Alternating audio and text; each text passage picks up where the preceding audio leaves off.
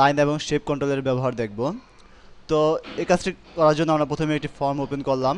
এবার টুলবার থেকে line select করে আমরা ফর্মে যেখান থেকে লাইনটি শুরু করতে চাই সেখানে ক্লিক করে মাউস কার্সর ধরে রেখেই আমরা যেখানে লাইনটি শেষ করতে চাই সেখানে গিয়ে মাউস কার্সর ছেড়ে দেব। তাহলে আমাদের সামনে একটি লাইন ক্রিয়েট হবে।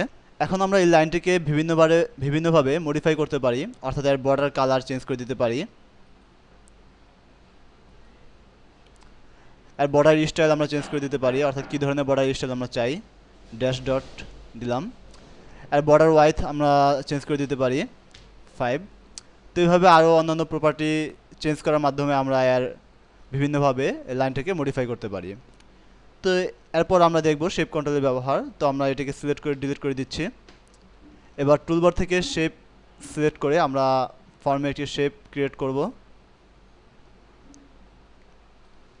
একই রকম আরও কয়েকটি শেপ পাওয়ার জন্য আমরা এটিকে কপি করে পেস্ট করব কন্ট্রোল সি দিয়ে, অথবা মাউসের ডান বাটন ক্লিক করে কপি তারপর পেস্ট। এখন কিবোর্ড থেকে কন্ট্রোল ভি চেপে আমরা পেস্ট করলাম এবং নো বাটনে ক্লিক। তো একই রকম আরও 4টি অর্থাৎ টোটাল 6টি আমরা শেপ ইউজ করব, এই জন্য আরও 4টি আমরা পেস্ট করি।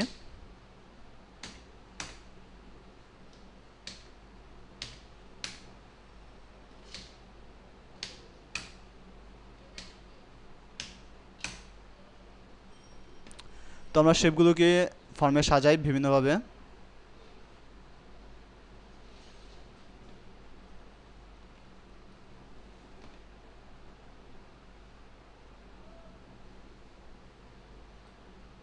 এবার প্রথম শেপটিকে সিলেক্ট করে আমরা এটিকে বিভিন্নভাবে মডিফাই করব। প্রথম শেপটি সিলেক্ট করে এর যে শেপ আছে সেটা আমরা চেঞ্জ করে দিই। প্রথমে শেপ থেকে আমরা দিলাম 0 রেক্টেঙ্গুলার এবং এর ব্যাক কালার এবং ব্যাক স্টাইল চেঞ্জ করে দেবো উপর থেকে। আমরা দেখতে পাচ্ছি ব্যাক কালার, এখানে ড্রপ ডাউন লিস্ট থেকে আমরা বিভিন্ন প্রকার কালার পাবো। তো আমরা এটিকে ব্ল্যাক করে দিচ্ছি এবং আর যে ব্যাক স্টাইল সেখানে গিয়ে আমরা এর ব্যাক স্টাইল 1 ওপেক করে দিই।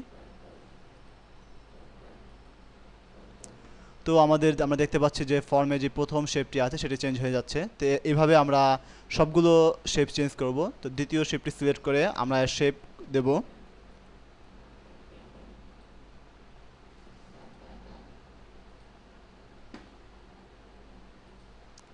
আমরা সেকেন্ড যেই অপশনটি আছে অর্থাৎ 1 স্কোয়ার আমরা সেটি দিলাম এবং এর বর্ডার স্টাইল এবং ব্যাক কালার আমরা চেঞ্জ করে দিচ্ছি। আমরা এটিকে ব্লু করে দিচ্ছি এবং যে ব্যাক স্টাইল সেখানে আমরা গিয়ে 1 ওপেক করে দিচ্ছি, opaque.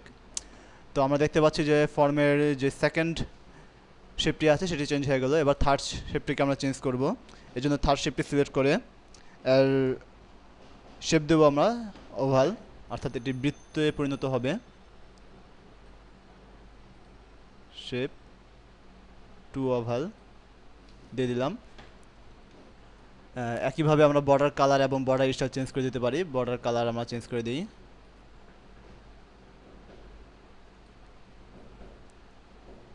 Border colour inactive title bar দিয়ে দিলাম আমরা এবং এর যে বর্ডার অর্থাৎ বর্ডার স্টাইল অর্থাৎ ব্যাক স্টাইল আছে সেটিকে আমরা চেঞ্জ করে দিই এবং বর্ডার স্টাইল থেকে গিয়ে আমরা ড্যাশে দিয়ে দিলাম, অর্থাৎ এটি অন্যভাবে চেঞ্জ হলো। এবার ফোর্থ যে শেপটি আছে সেটিকে আমরা চেঞ্জ করব, এই জন্য ফোর্থ শেপটি সিলেক্ট করে এর শেপ আমরা দেব সার্কেল, অর্থাৎ এটি পুরোপুরি একটি বৃত্তে পরিণত হবে এবং আর বর্ডার ওয়াইথ আমরা বাড়িয়ে দিতে পারি ইচ্ছা করলে, অর্থাৎ লেখাটা যদি আমরা মোটা চাই তাহলে আর বর্ডার ওয়াইথ আমরা বাড়িয়ে দেব। আমরা 6 করে দিচ্ছি। তো আমরা দেখতে পাচ্ছি চতুর্থ যেই শেপটি আছে সেটি চেঞ্জ হয়ে গেল।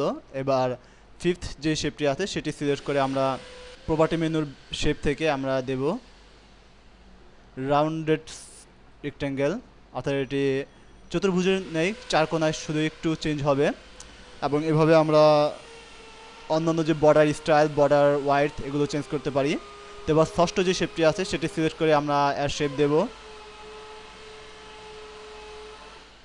একেবারে শেষের যে রাউন্ডেড স্কোয়ারটি আছে সেটি,